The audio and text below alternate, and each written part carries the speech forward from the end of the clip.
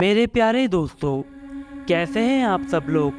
मैं आशा करता हूं कि आप सब लोग बिल्कुल ठीक हैं। दोस्तों, एक कहानी है उत्तराखंड के ऊंचे ऊंचे बर्फ से ढके उन पहाड़ियों की, जहां पर एक श्रापित भेड़िया रहा करता था, जिसे कई लोग मानव भेड़िया के नाम से जानते हैं। मानव भेड़िया देखने में बहुत ही ज़्यादा डरावना लगता था। उसका आधा शरीर इंसान का और आधा शरीर भेड़िया का था।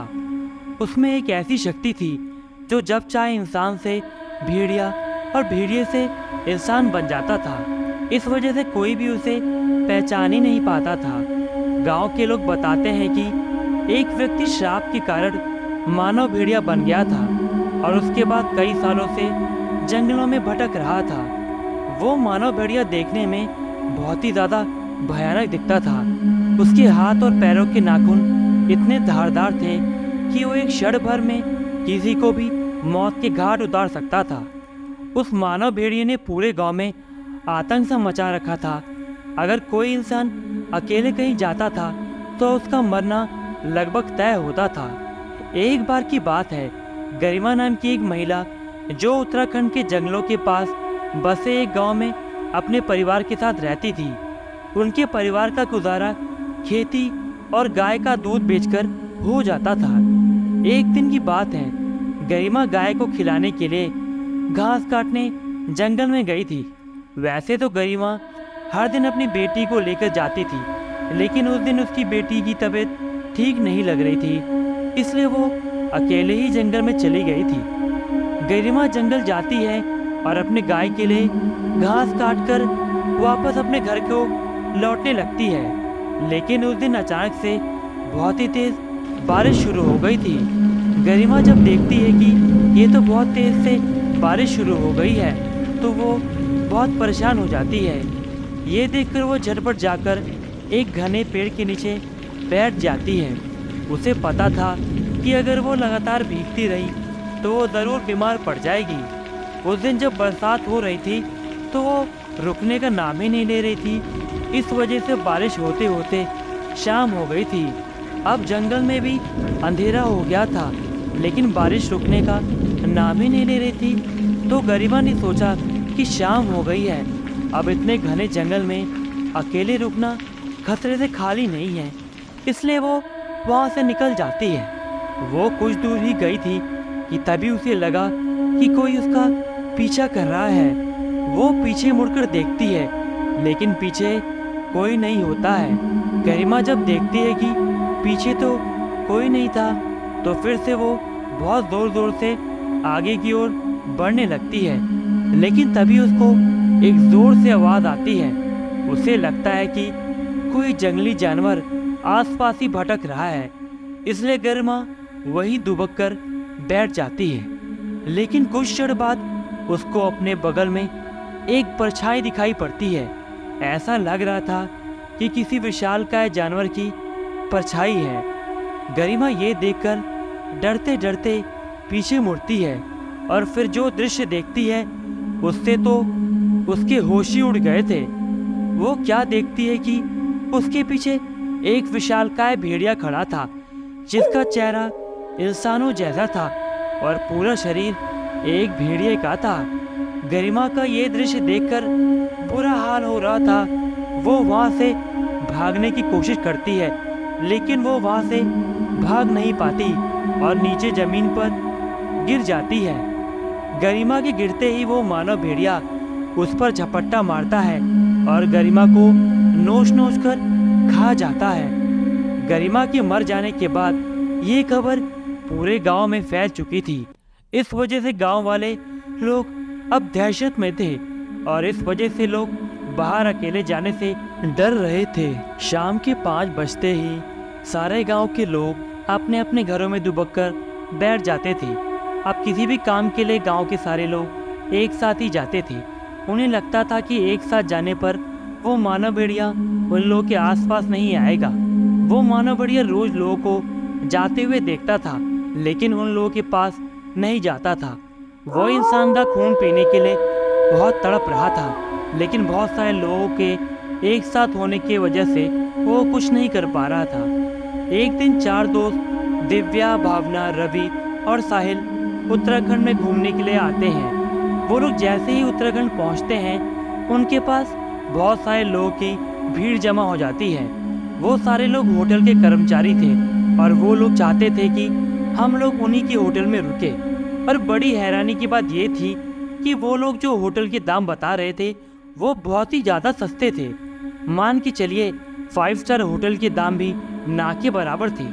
उन दोस्तों के मन में ये बात खटकती है, लेकिन वो लोग इस बात पर ध्यान नहीं देते और एक 5 स्टार होटल में रूम बुक कर लेते हैं। उन्हें इस बात की खुशी थी कि उन्हें ना के बराबर दाम में होटल मिल गए थे।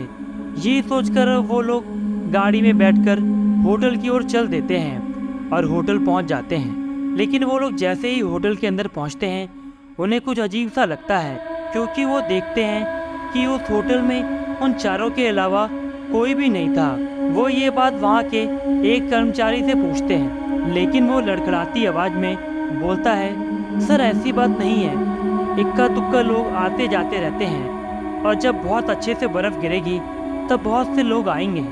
उन चारों को लगता है कि ये कुछ तो ज़रूर छुपा रहा है, लेकिन वो इस बात को नज़रअंदाज कर देते हैं। अगले दिन वो लोग सुबह नहा धोकर गांव की तरफ चले जाते हैं, जहां से मन को मोह लेने वाली सुंदर सुंदर पहाड़ियां दिखती हैं। वो लोग जा ही रहे होते हैं, तभी उस होटल का एक कर्मचारी उन्हें आकर रोकता है कि वो लोग उस गांव के आसपास मत जाएं।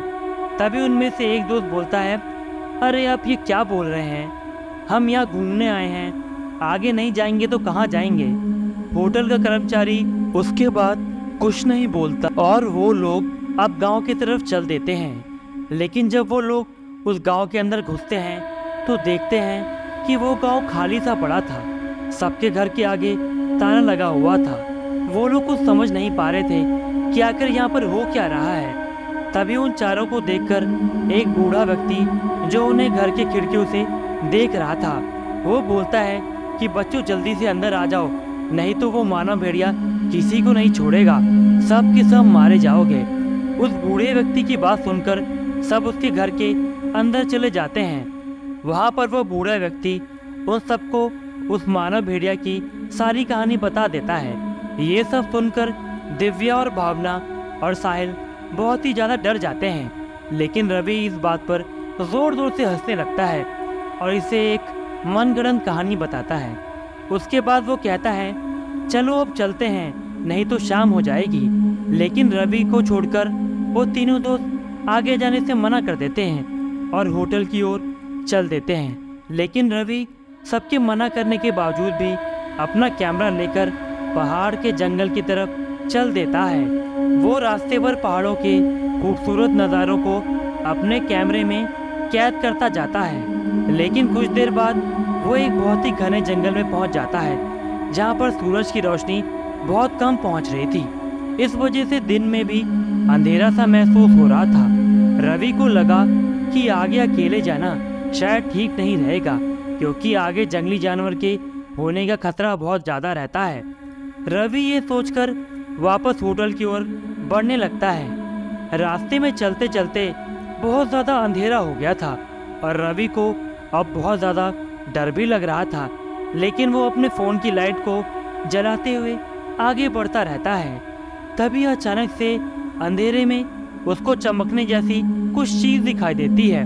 उसे लगता है कि ज़रूर ये किसी जानवर की आंखें हैं जो चमक रही हैं, इसलिए वो अपनी लाइट को बंद कर देता है ताकि वो जानवर उस पर हमला न कर दे।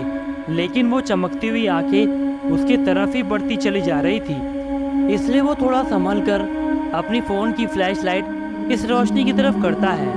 उसके बाद जो उसने देखा उसके तो होश ही उड़ गए थे। वो क्या देखता है कि एक विशालकाय जानवर जैसा कोई उसके सामने खड़ा है, जिसका आधा शरीर इंसान का और आधा भेड़िए का है। वो समझ गया था कि उसने उस बूढ़े आदमी की बात ना मानकर बहुत ही बड़ी गलती कर दी थी। वो उस मानव भेड़िए को देखकर बहुत ज़ोर ज़ोर से भागने लगता है, लेकिन भागते भागते वो एक लकड़ी से टकराकर नीचे गिर जाता है।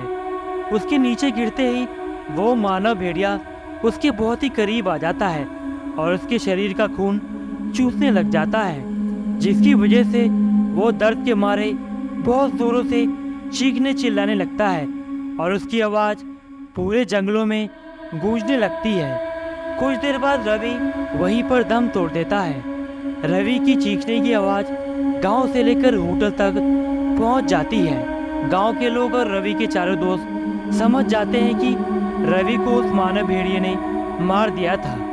रवि के दोस्त ये सोचकर अपने दोस्त के लिए रोने लगते हैं। साहिल उन दोनों को चुप कराकर बोलता है कि तुम दोनों मत रो, हम अपने दोस्त का बदला लेंगे और इन गांव वालों को भी इस भेड़िया मानव के खौफ से ज़रूर बचाएंगे। साहिल फिर इंटरनेट पर भेड़िया मानव के बारे में पढ़ने लगता है और बहुत देर तक ढूंढने के बाद उसे एक जगह पर भेड़िया मानव को मारने का तरीका मिल जाता है। उसमें लिखा हुआ था कि भेड़िया मानव के दिल में अगर सामने से वार किया जाए तो उसका नाश किया जा सकता है। ये सोचकर वो लोग गांव वालों की मदद से एक लकड़ी का औजार बनवाते हैं जो आगे से बहुत नुकीला था। उसके बाद वो कुछ गांव वालों के साथ मिलकर उस घने जंगल की ओर चल देते हैं जहां पर वो मानव भेड़िया अक्सर लोगों को दिखाई देता है। वो लोग उस मानव भेड़ियों को बहुत ढूंढते हैं लेकिन वो कहीं नहीं दिखाई पड़ रहा था। तभी जाते जाते उनको एक बहुत बड़ी सी गुफा दिखाई देती है। वो लोग समझ जाते हैं कि मानव भेड़िया यही रहता है। साहिल उस गुफा को देखकर एक योजना बनाता है। वो भावना से जाकर बोलता है कि तुम उस गुफा के सामने जाकर उस मानव भेड़िया को बुलाने की कोशिश करना और वो जैसे ही आएगा मैं उसके दिल में इस लकड़ी के औजार से वार कर दूंगा। भावना आगे जाने से डर रही थी लेकिन वो गुफा के सामने खड़ी हो जाती है और मानव भेड़िए को बहुत ज़ोरों से आवाज़ लगाती है। थोड़ी देर बाद एक विशालकाय मानव भेड़िया भावना के सामने आ जाता है। भावना ने उसे पहली बार ही देखा था। उस मानव भेड़िया को देखते ही भावना के तो होश ही उड़ जाते हैं। मानव भेड़िया बहुत तेजी से भावना पे हमला कर देता है लेकिन जैसे ही वो भावना के करीब पहुंचता है साहिल वो औजार मानव भेड़िए के दिल में गाड़ देता है। उस लकड़ी के औजार की वजह से वो मानव भेड़िया बहुत ज़ोर से चिल्लाने लगता है और वो वहीं पर गिरकर मर जाता है। लेकिन उसका जो शरीर आधा मानव का था और आधा भेड़िए का था वो अब एक इंसान के रूप में बदल गया था। जब गांव वालों और आसपास के होटल में ये बात पहुंची तो सब लोगों में खुशी की लहर सी छा गई थी। वो सब लोग उन दोस्तों की बहादुरी की बहुत सराहना करते हैं। लोगों का मानना है कि उस दिन के बाद कुछ लोगों को फिर से एक मानव भेड़िया देखने को मिला था लेकिन उसने किसी की भी जान नहीं ली थी। दोस्तों अगर आपको मेरी ये वीडियो पसंद आई तो इस चैनल को लाइक कीजिए, सब्सक्राइब कीजिए और बेल आइकन दबाना बिल्कुल ना भूलें।